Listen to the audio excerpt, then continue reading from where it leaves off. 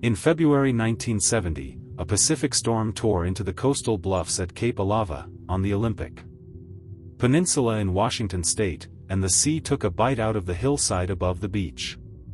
When the water pulled back, the bank had slumped away in a raw, wet scar, and sticking out of the exposed clay were things that had no business surviving: cedar planks, coiled basketry, a carved paddle, wooden boxes still holding their shape.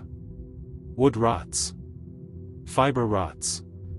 In most of the world, 4 or 5 centuries in wet ground leaves behind stone tools and stains in the soil, nothing more. Here, the clay had done something else. It had sealed these objects away from the air and the bacteria that break organic material down, so completely that when the storm finally let go of them, they looked less like an archaeological find than like someone had simply walked away and left the door open. This stretch of coastline sits within the traditional territory of the Makah tribe, on the westernmost edge of the contiguous United States. The place is called Ozette. What the storm had uncovered was not, as looser retellings sometimes suggest, a hidden civilization or a vanished people nobody remembered.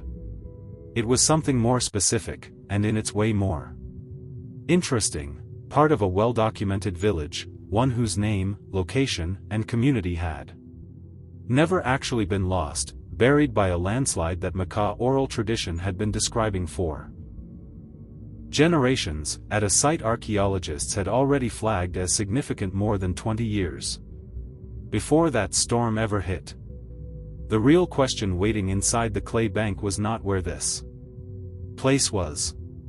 It was how much of it had survived intact, how old it really was, and what it would take to bring it out without destroying it in the process. The first problem in early 1970 had nothing to do with archaeology. People were walking off with what the storm had exposed. Word spread that wooden artifacts were lying loose in an eroded bank on a remote stretch of coast, and visitors began carrying pieces away as souvenirs. A local schoolteacher called the Makah Tribal Council more than once to report it, and tribal chairman Ed Claplin, who eventually sat down with him to hear the details. What he heard convinced him to act immediately. Within days, the council had reached Richard Doherty, an archaeologist at Washington State University who had worked at the site before, and asked him to organize an excavation before the rest of what remained was lost to the tide, the weather, or careless hands. That urgency matters, because it undercuts a common assumption about places like this one. Ozette was never a secret. An 1889 coastal survey describes it as a village of more than 20 houses. A Japanese account from decades earlier put the number at 16. Families lived there year-round into the early 20th century, moving to Ni Bay only in the 1920s, largely so their children could attend school, with the site still used seasonally for a few more years before it was finally left empty. It had been one of 5 principal villages of the Makah nation at the time Europeans first reached the Pacific Northwest, set on a stretch of coast where migrating fur seals and gray whales passed close enough to hunt from shore-launched canoes. None of that was in question in 1970, and none of it needed rediscovering. What the storm had exposed was something older, houses from an earlier phase of that same, well-known village, sealed beneath a landslide long before any of the houses still standing in living memory were built. The mystery was never where Ozette was. It was what had happened to part of it, and how long ago. To understand why a research team would drop everything for one eroding bank, it helps to understand what Ozette represented to the people who lived there. The Makah are a New Channel-speaking people whose territory occupies the northwestern tip of the Olympic Peninsula, where the Strait of Juan de Fuca meets the open Pacific. There are 5 historic villages: Ni Bay, Baihita, Soyes, Watch, and Ozette, sat along some of the most exposed coastline in North America, and their economy was built around a skill few neighboring peoples practiced at the same scale. Hunting whales from cedar dugout canoes with hand-thrown harpoons tipped in mussel shell or bone. Archaeological evidence indicates whale hunting had been practiced there for at least 1,500 years, and whale products, meat, oil, bone, and baleen, supplied most of what Makah households ate and used. A successful hunt was a communal event with its own social order, the harpooner and his crew trained through months of physical and spiritual preparation. Whaling families held recognized status within the village, and the meat, oil, and materials from a single whale could support a community for an extended stretch of the year. Status within Makah society was not fixed at birth. Families were ranked by their relationship to a village chief, but a person in a lower-ranked household could improve their standing by marrying into a higher one, and whaling itself was one of the clearest paths to prestige a family could pursue. That mattered for how a village like Oz was organized day to day. A longhouse was rarely one nuclear family living in isolation, but several related households sharing a single large structure, pooling labor for the hunt and dividing the results according to custom. Oz held a particular place inside that economy. It faced open ocean along a migration corridor used by fur seals and gray whales, which made it the most productive sea mammal hunting village on the Washington coast.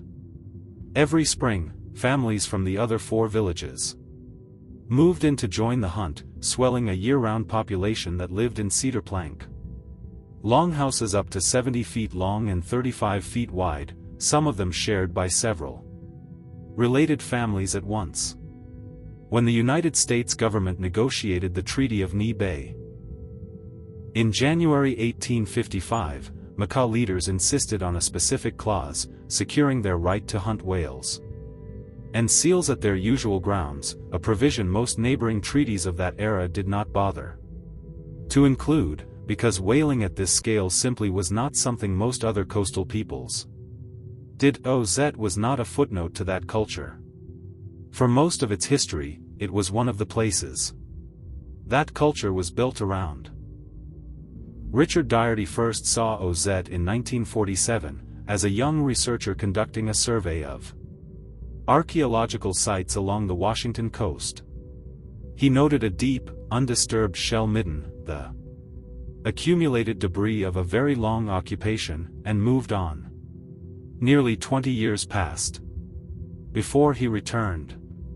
In 1966, with funding from the National Science Foundation and a team that included geologist Roald Fryxell and zoologist Carl Gustafson, Doherty opened a test trench roughly 200 feet up the slope from the beach. The trench told 2 stories stacked on top of each other. Near the surface lay the debris of the historic village, broken dishes, rusted iron, the ordinary discard of a community trading with the outside world. Well below that, sealed beneath a thick, sterile layer of clay, the team found something else entirely intact. Planks, tools, and cordage, radiocarbon dated to roughly 500 years earlier than the layer above them. That was the first confirmation that a landslide, not gradual abandonment, had buried an earlier phase of the village, and that whatever lay under the clay had been preserved rather than destroyed. Work stopped after the 1967 field season for lack of funding and might have stayed stopped indefinitely. Then came the storm of February 1970, the reports of looting, the tribal council's call, and a joint decision by the Makah Tribal Council and Doherty's team to mount a full excavation without delay. What had begun as a 2-season survey was about to become one of the largest, longest-running archaeological projects ever undertaken in North America. Turning that decision into 11 years of fieldwork meant building an entire operation from scratch in one of the most isolated corners of the country, reachable only by boat or a 4-mile hike from the nearest road. A field camp went up within weeks of the storm and grew steadily. Over the following seasons, a water system, a generator supplying round-the-clock power, a dining hall that fed as many as 55 people during the busiest summer sessions, and sleeping quarters for a rotating crew of Washington State University students and Makah tribal members working side by side, getting people and equipment in, and getting fragile artifacts out to a conservation laboratory the project had set up in Knee Bay, required help beyond what any research budget could normally arrange. A Washington senator intervened to secure military helicopters for supply runs, turning a remote beach into a functioning research station almost overnight. The excavation itself demanded techniques nobody had fully worked out in advance. Standard trowels and brushes would have torn through waterlogged with the consistency of wet cardboard, so the crew adopted pressurized hoses instead, washing away the surrounding clay in thin layers and floating the mud clear while leaving fragile objects in place long enough to record and lift them intact. It was slow, deliberate work, repeated day after day for 11 field seasons, and it is the reason OZ produced not a scattering of durable stone tools but entire households worth of material that should never have survived at all. That level of sustained commitment, a purpose-built research camp, military helicopters, 11 uninterrupted years of excavation, tells you how quickly this storm-damaged bank was recognized as one of the most important archaeological sites in North America. If you're drawn to documentaries built from primary records rather than speculation, consider subscribing. It helps this channel keep researching stories like this one properly. Once objects were lifted from the clay, a second race began. Exposed to air, waterlogged wood starts to shrink, crack, and warp within hours, so most recovered pieces were soaked in a polyethylene glycol solution, a wax-like compound that slowly replaces the water inside wood fibers and holds their shape as they dry.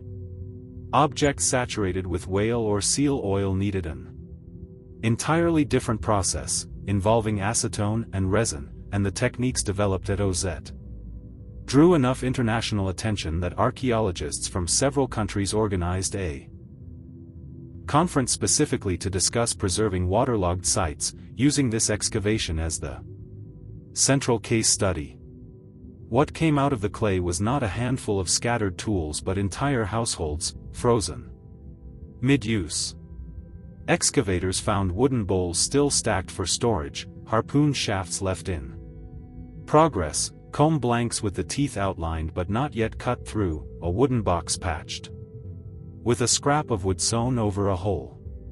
More than 3,400 whale bones turned up across the site, some still holding embedded harpoon blades, physical confirmation of a hunting economy otherwise known mainly through oral history. One of the best-known single objects recovered is a carved wooden model of a killer whale's dorsal fin, inlaid with more than 700 individual sea otter teeth, almost certainly a ceremonial piece rather than an everyday tool. By the time the count was finalized, more than 55,000 catalogued artifacts had come out of 6 houses, over 1,000 woven baskets, more than 1,000 wooden wedges, hundreds of harpoon components, arrow shafts by the thousand, roughly 300 canoe paddles, more than 100 wooden bowls, and, among the more unexpected finds, several dozen iron blades fitted into traditional handles, worked into everyday tools generations before regular European contact reached this stretch of coast. Items made of wood, bark, and fiber. Material that decays within years at almost any other archaeological site in North America. Account for roughly 4 out of every 5 objects in the entire collection. Researchers who have studied those blades trace the metal most plausibly to Asian vessels that wrecked or drifted across the Pacific, a Japanese ship carrying 3 sailors ran aground near this same coastline in 1834, and in 1997 a delegation from their home city in Japan traveled to Ni Bay to honor their memory, a reminder that this coastline's isolation has always been more assumption than fact. By the time excavation wound down in 1981, researchers had identified 6 longhouses buried beneath the slide, in varying states of preservation and completeness. 2 were fully excavated, 1 was nearly complete, 2 more were partially opened, and the last was located only in the final seasons and left largely untouched. Radiocarbon dating of charcoal and wood from the slide layer placed the event at approximately 500 years before the present. Give or take a few decades, putting it somewhere in the late 1400s to the 1500s. That figure carries real, acknowledged uncertainty. 1 sample tied directly to the slide-affected houses returned a date of 440 years before present, with a margin of 90 years in either direction, while separate samples from elsewhere on the site returned much older dates. Tied to earlier, unrelated layers of occupation stretching back roughly 2,000 years in total. Not every source describing OZ uses the same number for the slide itself, and it's worth being honest about why. Some popular accounts round the event to around 1700, occasionally connecting it to a specific, well-documented earthquake from that era. Others, including the Makah tribe's own museum, describe it as 500 years before present. Consistent with the original excavation's radiocarbon work. Part of the confusion is genuinely understandable. OZ's unstable hillside did not slide only once. Geological assessments of the site describe repeated slope failures over roughly the past 1,000 years, driven by persistent groundwater seepage in that particular section of bluff, meaning more than one landslide has affected this village across its long history, at more than one date, including a separate, later slide layer dated to sometime before 1850. The best documented, most thoroughly dated event. The one that sealed the 6 longhouses associated with OZ's collection, points most consistently to a window centuries before 1700, not to that later, more famous date.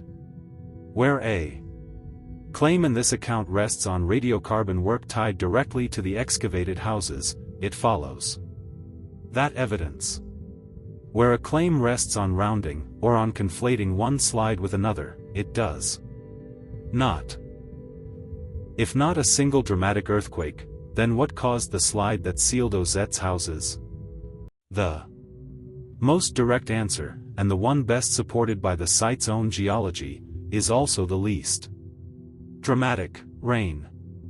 The bluff above the village sits on a slope where groundwater collects and periodically saturates the soil until it gives way, a pattern documented at OZ both before and after the 500-year-old event at the center of this story. Heavy, sustained Pacific coast rainfall, the kind this stretch of coastline receives most winters, is fully sufficient on its own to trigger that kind of failure. No earthquake is required to explain what happened here. That said, the earthquake hypothesis isn't baseless, and dismissing it outright would be its own kind of overreach. On the night of January 26, 1700, a subduction zone earthquake estimated between magnitude 8.7 and 9.2 ruptured roughly 600 miles of coastline from Vancouver Island to Northern California, one of the largest earthquakes this continent has produced in the past several centuries. Because the fault lies offshore and no European was present to record it, the event went undocumented for nearly 300 years, until Japanese seismologist Kenji Satake and his colleagues traced a tsunami that struck the Honshu coast on January 27, 1700, with no accompanying local earthquake, back to a Pacific Northwest source roughly 10 hours away. Oral traditions recorded among coastal peoples from Vancouver Island Down through Oregon independently describe violent, prolonged shaking from around the same era, and geologists have matched the event to drowned, ghost forests of cedar and spruce, killed within months by sudden coastal subsidence. It is a real, thoroughly documented earthquake, and a coastal landslide is exactly the kind of damage such an event could plausibly cause. The trouble, for this specific story, is fit. OZET's own radiocarbon evidence clusters earlier than 1700, not later, and no dating specific to the OZET slide layer has tied it conclusively to that earthquake rather than to an ordinary wet winter on an already unstable slope. The 1700 earthquake is real and well documented. Its connection to this particular landslide is not, at least, not on the evidence available today. Both things can be true at once, and keeping them separate, rather than letting the more famous event lend borrowed certainty to the less certain claim, is simply what the evidence supports. Radiocarbon dates and oral tradition are not the only lines of evidence at OZET. A short walk down the beach from the excavation site sits a headland known today as Wedding Rocks, where more than 40 petroglyphs are pecked and carved into the seaward boulders. An orca curves across one stone. A fisher, the forest animal, appears on another. A human face stares out from a third, and one carving in particular, a pair of joined figures, is what gives the headland its name. Local tradition has long connected it to a marriage rite once practiced there. Researchers comparing the carving style at Wedding Rocks to the decorative motifs on objects recovered from the buried houses found consistent overlap between the two, evidence that the people who made the petroglyphs and the people whose households were sealed under the landslide belonged to the same continuous artistic tradition, not two unrelated populations separated by some unexplained gap. That continuity matters, because it closes off a version of this story that shows up often in looser retellings, a mysterious, vanished culture with no clear link to anyone living today. The archaeological record argues against that framing directly. So does the oral tradition itself. Makah accounts of a great slide that buried part of OZET long ago were already established, passed down across generations, before Doherty's team ever confirmed the event. Scientifically, the excavation did not introduce this story. It corroborated one the community already held. When archaeological dating and long-standing oral tradition arrive at the same conclusion independently, that agreement carries more weight than either source would carry alone, and it describes a very different situation than a modern claim searching for ancient support after the fact. Not every detail recovered from OZET is comfortable to include, and this account won't linger on the ones that aren't, out of respect for a story that belongs to a living community rather than a distant one. Excavators did find human remains inside two of the buried houses, evidence that at least some residents did not get out before the slide overtook their homes. Other houses on the site appear to have been unoccupied or lightly used when the slide struck, which suggests the disaster did not fall evenly across the village. Beyond that, this account will not speculate about numbers, names, or circumstances that the archaeological and oral records do not themselves establish with confidence. What is clear is that the excavation team and the Makah Tribal Council approached this whole project as a shared undertaking, not just its most sensitive findings. Makah students worked the excavation alongside university crews throughout the 11-year project. Elders visited regularly to identify objects and explain how they were used, filling gaps that soil analysis alone could never close. And when the tribal council agreed to the excavation, it did so on a specific condition, one that would shape everything that came after, every artifact recovered would remain in Makah hands, on the reservation, rather than being distributed to outside museums and universities the way archaeological collections usually are. That condition, that the collection stay with the Makah tribe rather than leave for a university or a national museum, was unusual for its time, and meeting it meant building an institution capable of professional-grade conservation without handing the objects over to one. The result. Opened in 1979 in Nibay, the Makah Cultural and Research Center, generally known today as the Makah Museum, built specifically to house, conserve, and interpret the OZ collection on Makah land. It displays several hundred artifacts at a time from the more than 55,000 recovered, alongside full-scale replicas of a cedar longhouse and traditional canoes. And it operates alongside a tribal archive, a historic preservation office, and a language program, working to bring the Makah language back into daily use among younger tribal members. Functions that at most archaeological sites of comparable importance would sit at a university several states away rather than inside the community whose ancestors made the objects in the first place. The effect reached beyond conservation. Makah weavers and carvers have studied basketry technique, harpoon sheath construction, and decorative patterns directly from OZ originals. Folding designs their own recent ancestors had stopped using back into contemporary work. That is a different outcome than the one most excavations produce. Ordinarily, a community learns about its own deep past secondhand, through papers and exhibits built by outside institutions long after the fact. At OZ, the tribal council's insistence on keeping the collection home meant the people whose history it was kept shaping how that history was studied, displayed, and used, not only at the moment of excavation, but continuously, in the decades since. So what does the evidence from OZ actually establish, and what does it leave open? Firmly established that a landslide, driven by ordinary and well-documented geological conditions, rather than by any single catastrophic event, buried at least 6 longhouses at OZ roughly 500 years ago, that the resulting anaerobic clay preserved an unusually complete record of pre-contact northwest coast material culture, more than 55,000 objects.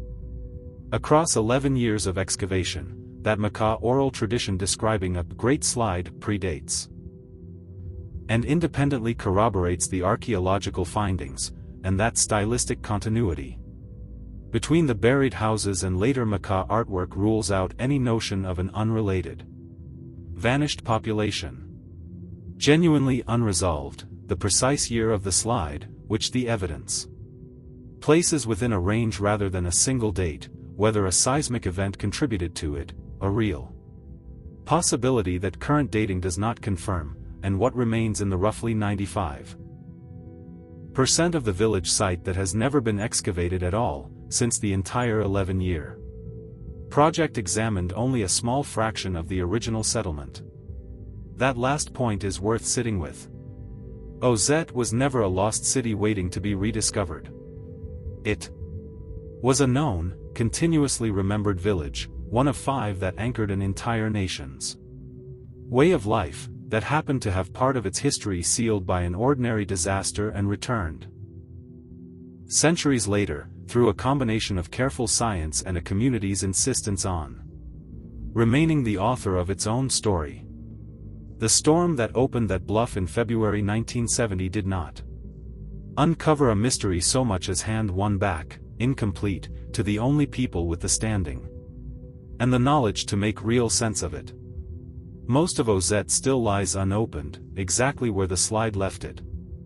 If a future excavation reached the other 95% of the site, using techniques the 1970 team never had access to, what do you think it's more likely to do? Confirm the picture already assembled from the 6